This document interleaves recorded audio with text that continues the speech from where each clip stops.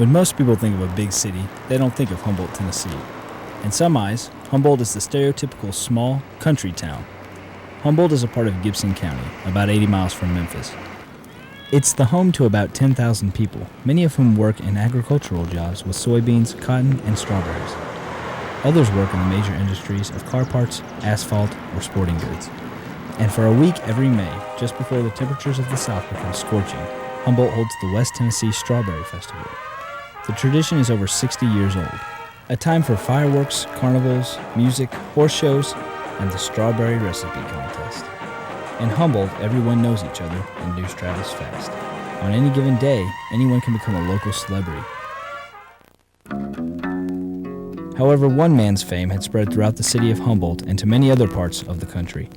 In the early 1970s, it was because of this man that Humboldt received a large dose of unusual, and in many ways unwanted, national media attention. Attention people are largely still reluctant to talk about today. The small town of Humboldt, Tennessee has been the scene of a murder trial this week. The defendant is Jesse Hill Ford, a writer of best-selling novels. He was charged with killing a young black soldier. The case is as intense and complex as the plot of one of his own stories about the tortured race relations of a small southern town.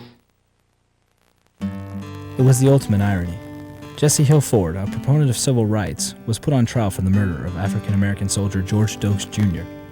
Dokes was home on leave and had planned to return to Fort Leonard Wood, Missouri that very night. Ford claimed that he was protecting his family and the shooting was an accident.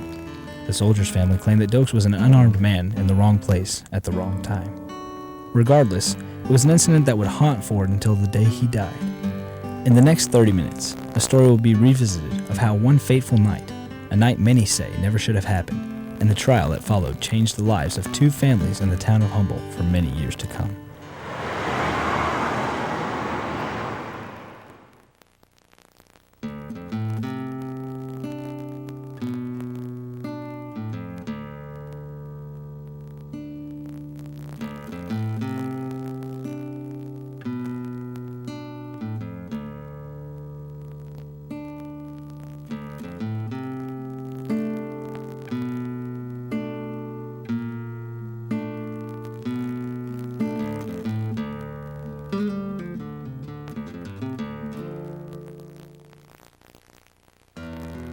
Jesse Hill Ford Jr. was born in 1928 in Troy, Alabama. Ford grew up in Nashville, Tennessee before attending Vanderbilt University, where he had a great interest in writing. After enlisting in the Navy, Ford continued to study writing. By the late 50s, he had moved with his wife to her hometown of Humboldt to write full-time. Well, he was charming, and I personally thought Jesse, when I met him, was a genius. Now, he was quiet. He had a sense of humor. He wasn't real outgoing. You know, he wouldn't grab you and hug you and tell you he loved you and he was glad to see you, but he did everything in a quiet way. As he wrote, he embraced the region's history and coupled it with the current themes of America's racial conflict. In 1961, Ford's first novel, The Mountains of Gilead, drew praise from critics and established him as a promising upstart author. His second novel, The Liberation of Lord Byron Jones, only proved to cement Ford's reputation. He was compared to William Faulkner, a man who had the power to change discrimination through his literature. By 1965, Ford seemed destined for greatness. The Liberation of Lord Byron Jones became a bestseller, a Book of the Month Club selection, and a National Book Award nominee. The novel takes place in the fictional town of Somerton, though many knew it was a model of Humboldt. The plot centers around a black undertaker and his attempt to divorce his promiscuous white wife in such a dignified way that he sets up a white policeman as her lover. The undertaker's racist lawyer represents him in the divorce, only to later betray him to the policeman. As a result, the policeman murders the undertaker to prevent the affair from surfacing during divorce proceedings. The idea arose from a mysterious 1955 murder involving Humboldt's wealthy black undertaker, James Claybrook. As Ford had been told, Claybrook's wife, Dorothy, had been having an affair with a white policeman. Through his striking array of characters and a knack for regional jargon, Ford was able to show an honest depiction of racism and Southern bigotry. After all, the struggles of the civil rights movement were at a peak. Of course, we had a lot of ground to cover in the early 70s because of the turbulent 60s. In the 1960s, there were a great deal of demonstrations against what was known as, thought to be traditional way of life for Southerners, both black and white. And it was, the 70s ended up being basically sort of a move into a new era. We were attempting to mend some fences after the 60s and great number of demonstrations, so things hadn't quite settled down, though, yet in the early 70s. Racial strife and distrust polarized many Southern towns. It was no surprise then that the book brought Ford wealth and fame, but it also brought him anger from the community. A lot of people resented, because everyone knew who people were in the book.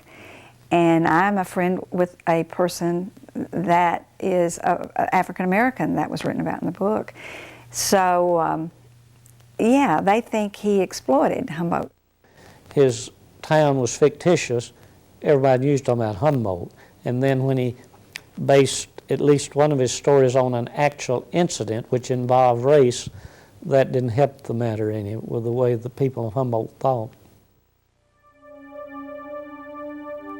On the night of November 16, 1970, Jesse Hill Ford and his wife Sally awoke to the sound of a car in the private driveway of their Canterfield estate.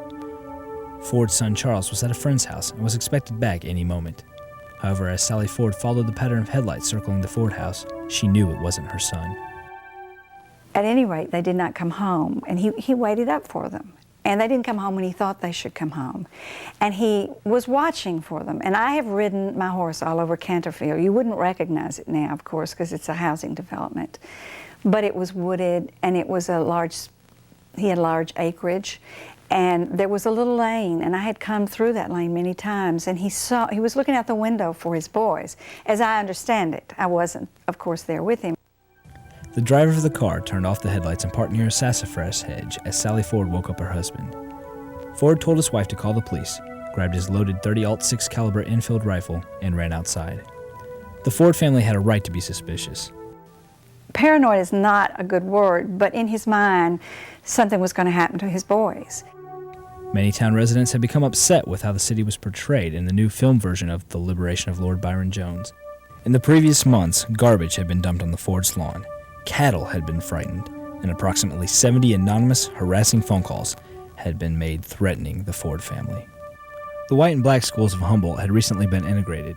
As a result of the merger, white athletes occupied many of the positions blacks were used to playing. Charles Ford had taken one of those positions. Well, I understand that one of the problems was when it was more in the athletic department, when the Stegall team came to the high school, that some of the blacks didn't get the position on the team, maybe that they'd had him on the old team, and that was cause of some friction. With Jesse Hill Ford's boys playing football and getting starting positions was a way of trying to move into the arena of integration. And he was a well-established man in the community. And for his sons to be out front and playing on a team with African Americans, in the eyes of many people, was just a way of mending those fences I've been talking about. In court, Ford testified he feared the car was waiting for Charles to return home in order to hurt him as soon as he pulled into the driveway. That place on his property would be right as you come into the driveway, this lane cut off from the road, from the driveway, which was a long winding driveway, and it could very well have been someone waiting for those boys. Ford claimed he got close to the car and fired a warning shot into the air. There was no response. Ford went to the back of the car and struck the car with the butt of his rifle. He yelled, quote, "Come out of the car, you're under arrest. The police have been called." He stated at that exact moment the headlights turned on and the car began to move away. Fearful that the speeding car might collide with his sons, he fired another unaimed shot. This shot shattered the back car window and killed 21-year-old George Dokes instantly. The passenger door flew open and a young woman ran out with a small child to the neighboring house of James Teague. Documents and published reports revealed once the police arrived, it was discovered that Dokes' pants had been down around his knees. So many wrong things that was said in the paper. I mean, they printed it just like they wanted to, not the way... magazines too. Yes, not the way things actually happened. However, the woman in the car was not Dokes' wife. She was 16-year-old Allie Andrews, a cousin of the well-documented Dorothy Claybrook, the Undertaker's wife. I can't understand why Mr. Ford to shoot him when he was going out of his driveway. And the police told me his own self that night that when they got there, the motor was still running, but he had his foot on the brakes. And that was what was happening there. Well, why would he shoot him with him if he thought he was going to do something to him with him going the other way? There's so many questions that never have been answered, you know, and we'll never know. And it's just a mystery. The next day, Ford discovered he would be charged with first-degree murder. The charge was later reduced to second-degree murder. The judge never did explain it to us, why it happened like that. Because they went in, when the jury went in and it came back out, the first degree or whatever it was to a misdemeanor or something, now I can't remember exactly what it was, it had changed. And why it had changed, I never know.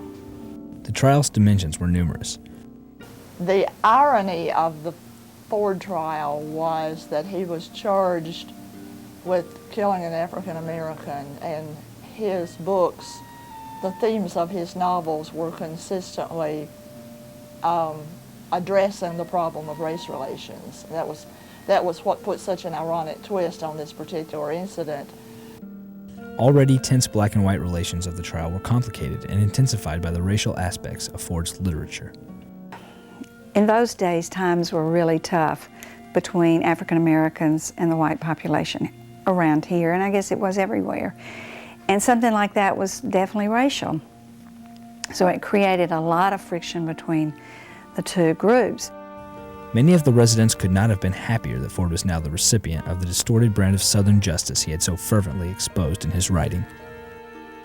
Southern small towns are very cliquish, and they tend to stick together. And Jesse had a wealth of friends, but he also had some people that he loved to annoy. So it wasn't all together because it was Jesse Hill Ford.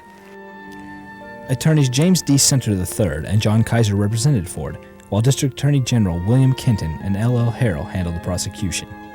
My father and I were hired by the Dokes family as special prosecutor. The gentleman who was running the show was District Attorney General Bill Kenton. We were assisting him in that. Of course, he listened to our suggestions. Judge Dick German presided over the trial with 12 men in the jury. 11 were white, 1 was black. Well, it was pretty detailed because this was a high-profile case. Mr. Ford was well known in the community. The Dokes family was well known in the community. And it was just a matter of being able to find individuals who said that they did not have any feeling concerning the case. They had an open mind, and it was difficult to do. We went through a good many prospective jurors. The trial officially began on Tuesday, June 28, 1971 in Humboldt City Hall. The amusing part of it is they totally restored the courtroom because they knew it was going to be a stage. Because at that time, Jesse had become notable and had done well with his books.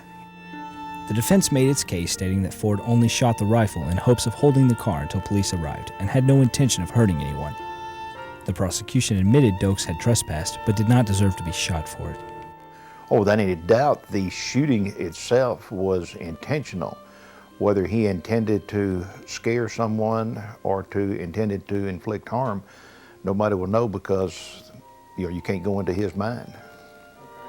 The state called many witnesses in presenting its case. One of the most touching was the sobbing testimony of Reverend George Dokes Sr. This was the point where it was discovered Private Dokes had been home more than his allowed time and was now AWOL. The state's prime witness, Allie Andrews, who was also a cousin to Dokes, testified she and Dokes were not having sex in the car and that she did not even know his pants were down until he had been shot. She continued by saying Dokes came to visit her while she was babysitting, and they went to get a hamburger. On the way back home, he had become lost and mistakenly pulled into the Ford driveway, not seeing the posted no trespassing signs. Andrews also stated she had not heard the first warning shot and saw Ford with the rifle aimed on his shoulder. Center countered the Andrews testimony by bringing in a firearms expert and an ophthalmologist, who both discredited the state's prime witness. During this time, Ford had developed a conspiracy theory regarding Allie Andrews. He believed that to avenge the reputation of her cousin Dorothy Claybrook, Andrews and Dokes had set out to kill him and his family. In addition, Ford accused Andrews of being the person in connection with the anonymous, obscene phone calls. He might have gotten threatened calls. He might have. We don't know. But for him to go out to the car, I mean, the car was in the driveway, and he was on his way out. No, I don't feel like I just feel like he would just shooting. He didn't care who it was. He didn't care. While on the stand, Ford said he recognized Andrews' voice as the caller's when she testified at the preliminary hearing. The jury was not present in the courtroom at the time, and Judge German declared details of the phone calls to be inadmissible. This caused Ford to become paranoid that German, who was the prosecutor in the unsolved Claybrook case, resented him and his book. Ford's mindset was more than that of a paranoid man, but of a man who was emotionally crumbling. While he was in Hollywood working on the screenplay of The Liberation of Lord Byron Jones with screenwriter Sterling Siliphant, Ford was introduced to a new way of life.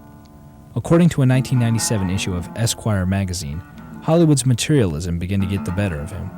Ford had been having affairs. His wife found out, and his marriage was collapsing. In addition, Ford had continued to drink and used B12 methamphetamine shots. Ford once told a friend that the shots gave him, quote, definite paranoid overtones. It was not known if Ford was on anything the night of the murder. The case went to the jury on the afternoon of Saturday, July 2nd. At 9:20 that evening, the jury reported to Judge German they stood deadlocked at 11-1. Well, of course, if you've got if the jury, 12 people back are deliberating, and you've got one person holding out, a lot of times it's a whole lot easier to convince one person to put pressure on that one individual than it would be if it was split, say, 6-6 or 8-4. But you just never know what happened in that jury room. By this time, on the street outside the courtroom, a crowd of area residents had steadily risen to about 100 people, all awaiting the verdict. Finally, at 9:51 p.m., after deliberating for 7 hours and 31 minutes, a verdict was decided. Jesse Hill Ford was not guilty. However, there was one juror who disagreed. William Lacey, the sole black man on the jury, had been the single dissenting vote. After everything had been settled, this man called my mother and my father and told them that he wanted to come out and talk to them because he went through hell during the trial. And he wanted to talk to them and tell them the reason why that his decision was guilty. So he never did come out, and we never did talk to him. Of course, he's dead too. So we still don't know until today what he wanted to tell my mom and daddy. Fearful that his family would be in danger if he kept the jury sequestered over the 4th of July holiday, he changed his vote. I didn't believe a word Mr. Ford said. He carelessly misused the firearm and killed that boy.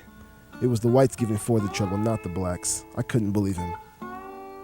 The Dokes family did not feel as if justice had been served either. My boy was shot down in cold blood, didn't have a gun, didn't have a pocket knife, didn't have anything. Like I said that night, the night after the jury had given their verdict, not guilty. And as we were walking to the car, there were cameramen there, and they were asking questions. And no reflection. But at that particular time, I told them, I said, if my brother had a shot Jesse Hill Ford, he would have been gone a long time ago. He would have been in prison. If my brother had killed him, it would have been quite different. He would have been gone a long time ago. So, you can judge that. I feel that justice wasn't done. And I feel that, I'll always feel that. Later that evening, a grateful Ford held a press conference at his home. A tragedy has occurred out here, and we've all been changed by it. It's something that I will never forget, and it's affected my life from here on out, and I'm very sorry for it. I'm also very grateful to the jury and to the court, and I'm grateful for my attorneys. I feel saying the word "I'm sorry" really wouldn't be enough.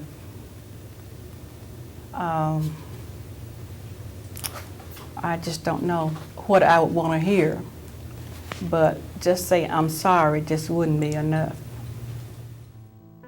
With the verdict for the Ford family, the tragedy appeared to have a happy ending, but just as in Ford's books, there were no happy endings. Ford's life had drastically changed. Critics accused him of cynically exploiting the racist system of Southern justice he had adopted in his books. A damaged reputation was not the only thing. Ford's pocketbook had been hurt as well. A mountain of legal fees and no current income forced Ford to sell his $350,000 28-acre Canterfield estate for a paltry $88,000, a price which barely covered his debts. 2 years later, Judge German presided over Ford's divorce proceedings in the same courtroom where he had been acquitted. His wife Sally was awarded almost everything. Ford moved to Nashville to live with his mother and tried to write. His next novel, The Raider, was satisfactory at best, and critics said that this showed Ford could no longer write with the same style he once did. As talented as Jesse is, he lost a lot of that creativity when he didn't have Sally and his family there to support him. So he wasn't as productive. Ford remarried and continued to live in Nashville. Though he had a good marriage with his new wife, Lillian, he had failed to come to terms with the shooting.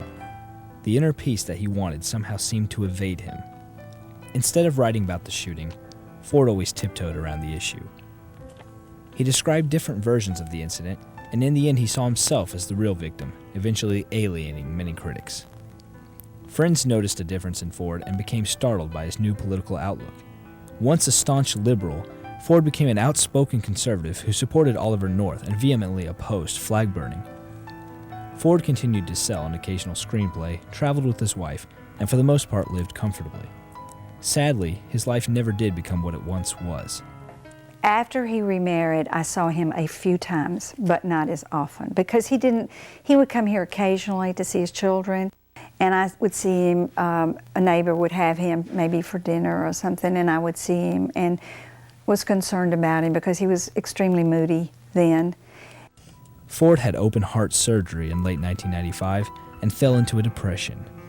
On June 4th, 1996, Ford locked himself in his library with a .22 caliber pistol.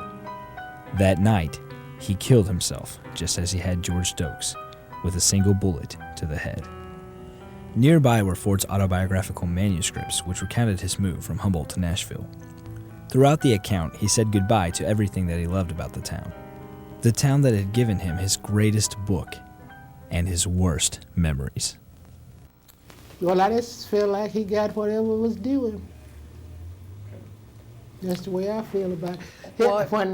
When some reporters come out and ask me right after the funeral, would we try to get revenge? And I told them no, because God said revenge is mine. And so I said, we leave that up to him. And so he got his part.